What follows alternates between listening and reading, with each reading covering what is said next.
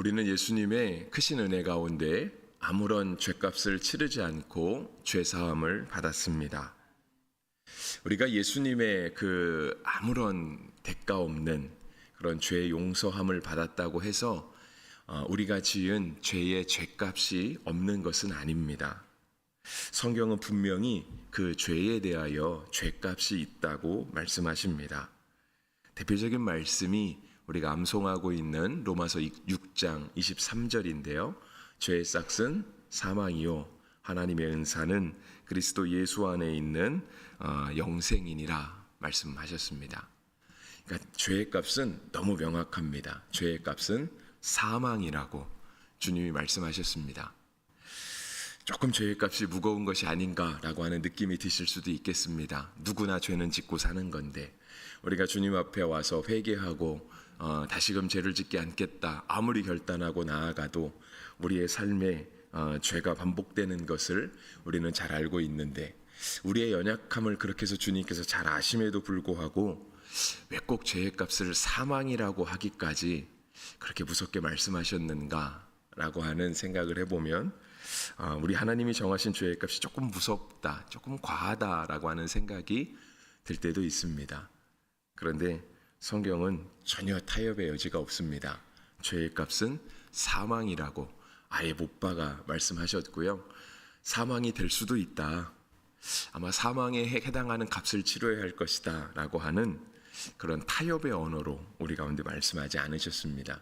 죄의 값은 무조건 죽는 거다 라고 예수님께서 명확하게 말씀하셨죠. 오늘 본문이 이러한 죄의 값을 보여주고 있습니다. 또한 용서의 은혜도 보여주고 있죠. 오늘 본문은 어제 본문부터 계속해서 이어집니다. 역시 우리가 잘 알고 있는 이야기 중에 하나인데요. 12장 1절에 보시면 모세가 결혼하는 장면을 보여주고 있습니다. 물론 우리는 출애굽기를 통해서 알고 있죠. 모세가 이미 결혼했다는 거 알고 있습니다. 모세는 그렇죠. 출애굽하기 전에 12장 1절에 보시면 모세가 구스 여자를 취했다. 세 번역에 보시면 그러니까 에티오피아 여인을 아내로 맞이했다라고 번역하고 있습니다. 그랬더니 이제 그거를 가지고 그의 형인 아론과 그의 누나 미리암이 모세를 비방하고 나섰습니다. 그러면서 그들이 했던 비방은 무엇이냐면 이 모세의 권위를 깎아내리는 거였죠. 어떻게 하나님께서 꼭 너와만 말씀하시겠냐? 우리와도 말씀하지 않으시냐? 그러니까 너가 이제 와서 구스 여인, 에티오피아 여인을 취한 것은 그렇게 덕스럽지 못하니 하나님께서 우리에게 하시는 말씀을 직접 듣고 우리가 이스라엘 백성들을 인도하여 가겠다. 모세 너가 아니라 이제는 우리를 통해서 아니면 그냥 우리는 그냥 우리끼리 가도록 하겠다라고 하는 어떤 그런 모세를 좀 깎아내리려고 하는 그러한 이야기가 어제 본문에 적혀 있었습니다. 특별히 2절 말씀에 그렇게 되어 있고요. 3절 말씀이 저는 참 자주 인용되는 말씀이고 꼭 우리가 기억해야 되는 말씀이라고 생각하는데요. 12장 3절 말씀 어저께 본문이지만 뭐라고 되어 있냐면 이 사람 모세는 온유함이 지면의 모든 사람보다 더하더라 했습니다. 우리 옛날에 보던 성경에는요. 더하더라라고 하는 이 부분을 승하더라. 그러니까 이 사람 모세는 온유함이 지면의 모든 사람보다 승하더라라고 번역을 했습니다. 그러니까 이 땅에서 가장 온유한 사람, 가장 마음이 넓고 따뜻하고 모두가 본받을 만한 그런 사람이 있었다라고 한다면 바로 모세였다고 12장 3절이 모세를 증언해주고 있는 거죠. 그래서 저는 우리 모든 예수님 믿는 성도들이 이 12장 3절 같이 모세와 같이 물론 우리는 더 가깝게는 예수님 같이 그렇게 사랑이 넉넉하고 온유함이 승한 그런 성도가 되기를 간절히 바랍니다. 저 역시 그랬으면 좋겠고요. 그런데 이렇게 비방 사건이 있은 다음에요. 하나님께서 이 미리암과 아론에게 화를 내기 시작하셨습니다. 그 이유는 다른 것이 아니죠. 그러니까 모세를 비방했다라는 데 있습니다. 그러니까 우리가 남을 비방하려고 찾기 시작하면 하루 종일도 할 수 있을 겁니다. 우리가 다른 사람의 부족함들, 다른 사람의 이야기거리 있잖아요. 뭔가 이야기는 해야 될 것 같은데 그렇다고 내가 대놓고 흉을 보자니 마치 그 사람에게 욕을 한 것 같기도 하고, 또 하나님 분명 우리 가운데 말씀하시기를 남을 비난하지 말아라, 비방하지 말아라 라고 말씀하신 게 있어서 그렇게 대놓고 하나님 말씀을 어길 수는 없고, 그러니까 우리는 남을 걱정한다라고 하는 핑계로, 우리가 다른 사람을 걱정해줘야지라고 하는 핑계로 나 혼자 있을 때는 말을 안 하는데요, 다른 사람과 만나고 나면, 제3자와 만나고 나면 자꾸 다른 사람 이야기를 합니다. 그런데 의도는 나쁘지 않다라고 스스로 생각해요. 왜? 우리는 저 사람을 걱정해 주는 거지 우리가 저 사람을 비방한다 생각하지 않거든요. 우리는 이 교회를 걱정하는 거지 내가 저 사람의 잘못을 지적한다 생각하지 않습니다. 그러면서 그 얘기가 시작되면 끝날 줄 모르죠. 근데 그게 다 사람의 모습인 것 같기는 합니다. 아마 아론과 미리암도 그렇게 시작했는지 모르겠습니다. 우리 동생 모세가 이제 와서 무슨 또 여인을 맞이하고, 그것도 에티오피아 여인, 이방 여인 아니겠습니까? 이방 여인을 아내로 맞이하고 왜 그런지 모르겠다고 아마 처음에는 그렇게 시작했는지도 모르겠습니다. 그런데 하나님이 왜 화를 내셨을까? 오늘 본문의 9절에 그랬잖아요. 하나님이 그들을 향하여 진노하시고 떠나심에라고 되어 있습니다. 아마 하나님께서 이렇게까지 진노하시고 이스라엘을 떠나가시게 된 것은 아마 아론의 위치 때문에 그러지 않았나 싶습니다. 미리암의 위치. 아론은 그 당시에 대제사장이었습니다. 첫 번째 대제사장이었죠. 아론부터 시작해서 대제사장, 이 제사장의 계열이 흘러가는 거예요. 그 전에는 특별히 제사장이라고 불릴 만한 그런 게 없었습니다. 왜냐하면 하나님께서 레위 지파를 특별히 부르시는 장면이 민수기에 나타나 있잖아요. 그러니까 아마 그 전에는요, 이 제사장 가문이라든가 하나님께 특별히 선택받은 지파라든가 이런 것들이 존재하지 않았던 거죠. 아론부터 시작해 갔던 거예요. 그러니까 아론의 영향력은 굉장히 크다 말할 수 있죠. 모세가 출애굽할 때부터 바로 앞에 가서 기적을 일으킬 때부터 늘 모세와 함께 따라다니던 사람은 그의 형 아론이었습니다. 모세가 이적을 베풀 때 아론이 항상 옆에 있었고요. 아론의 지팡이가 사용되기도 했고요. 나중에 이스라엘 백성들은 민수기 32장쯤 가면 모세가 하나님과 말씀하러 올라갔을 때 사람들이 누구에게 오냐면 아론에게 나옵니다. 모세가 산에 올라가서 내려오질 않는 거예요. 그러니까 우리가 모세에게 할 말이 있고 해결해야 될 문제가 있는데 모세가 안 내려오니까 그 대안자로 찾은 사람이 바로 아론이었거든요. 그러니까 아론은 그 당시 이스라엘 백성들에게 그만한 영향력을 행사하고 있었던 거죠. 근데 그가 모세를 비방하고 나서니 이 모세를 비방했던 이 아론과 미리암의 이 말은, 그들의 비방은 굉장히 큰 영향력을 미쳤을 것입니다. 그래서 하나님께서 진노하시는 거죠. 그래서 하나님께서 9절 끝에 보시면 떠나셨다라고 되어 있어요. 하나님은 이스라엘을 떠나지 않으시거든요. 하나님은 우리와 함께 하시거든요. 그것이 성막으로 나타났잖아요. 성막은 그죠, 하나님이 거기에 갇혀 계신 것이 아니라 하나님의 임재의 상징이 성막이었던 거예요. 그리고 하나님의 구름 기둥과 불 기둥, 그리고 성막 위에 임하시는 하나님의 구름과 하나님의 불, 이것이 이스라엘 백성과 함께 하신다고 하는 하나님의 임재의 상징이었는데요, 하나님이 떠나가시는 거예요. 누구 때문에? 미리암과 아론 때문에. 그들이 뭐해서? 비방해서. 처음부터 그들은 비방한다고 마음을 먹지 않았을 수도 있어요. 어쩌면 그냥 남매끼리니까, 남매지간이니까 그들끼리 그냥 이야기한다고, 조용히 자리에 앉아 얘기한다고 얘기했던 걸 수 있어요. 근데 하나님이 우리의 말을 들으시죠. 하나님 우리와 함께 계시거든요. 여러분, 하나님이 우리와 함께 계신다라고 하면 우리가 남을 쉽게 비방할 수 있을까요? 내가 비방하려고 하는 그 순간에, 내가 누군가에게 미움을 품는 그 순간에, 내가 누군가에게 불친절한 그 순간에 하나님이 나와 함께 계신다 생각하면 우리가 그렇게 쉽게 할 수 없는 거죠. 하나님이 떠나셨어요. 여러분, 하나님이 떠나셨다는 뜻은 뭐죠? 옛날에 이스라엘 백성, 이 당시 분위기에 의하면 하나님이 계시다가 하나님이 떠나시는 거예요. 그러면 이스라엘 전체는 다 같이 떠나서 가야 되는 겁니다. 왜냐하면 하나님의 구름이 떠오르고 하나님의 불이 떠오르면 가야 되는구나라고 하는 신호로 알아들었잖아요. 그러니까 가야 되는 거예요. 하나님이 일어나시거나 하나님이 떠나시거나 이러면 이스라엘 백성 전체가 빨리 다 짐 싸갖고 떠나야 되는 건데요. 이스라엘 백성은 떠날 수가 없는 거예요. 여기서 하나님이 떠나시는 것은 이스라엘 보고 가자라고 하는 뜻이 아니라 하나님께서 이스라엘의 죄를 물으시는 거죠. 그래서 이스라엘 백성은 하나님이 떠나셨음에도 불구하고 그들은 꼼짝할 수 없었습니다. 한 발짝도 움직일 수 없었어요. 만약에 여기서 이스라엘 백성들이 하나님이 떠나셨으니까 우리도 가자라고 하면 어떻게 됐을까요? 그들의 행진은, 그들의 걸음은 하나님 없이 가는 거예요.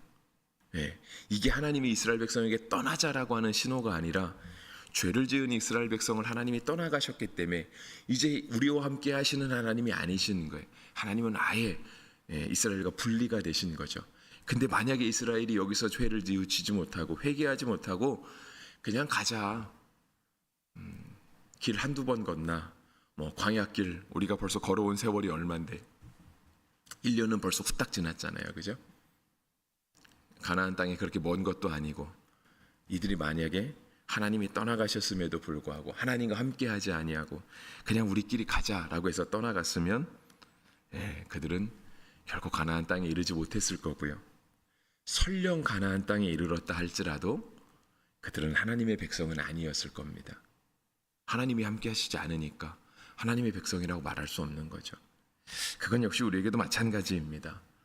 우리가 하루의 삶을 살아갈 때 주님 없이 하루를 살아가려고 하는 것, 주님 없이 우리의 인생을 계획하려고 하는 것, 우리 자녀들이 하나님 없어도 괜찮아, 지금은 괜찮아, 나중에 믿으면 되니까 괜찮아, 이번 건만 넘어가고 다음 건부터 하나님께 앞에 제대로 하면 되지.